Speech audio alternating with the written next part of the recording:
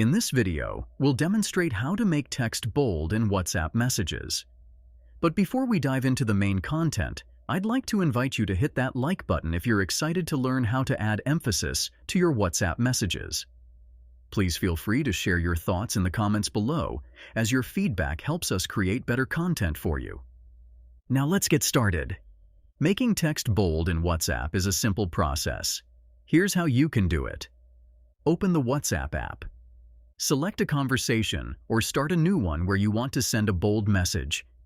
To make text bold, you'll need to use asterisks.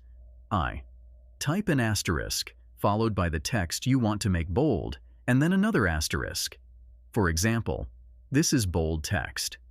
WhatsApp recognizes the asterisks as a formatting code and will display the text between the asterisks in bold. Once you've typed your message, hit the send button. That's it. Your text will appear in bold to emphasize your message. We hope you find this tip useful for your WhatsApp conversations. If you found this video helpful, please take a moment to like, comment, and subscribe with notifications on. Your likes and comments inspire us to create more content like this, and subscribing ensures you won't miss our future tutorials. For more informative videos, please visit our website at MediaMagnetGuide.com. Thanks for watching.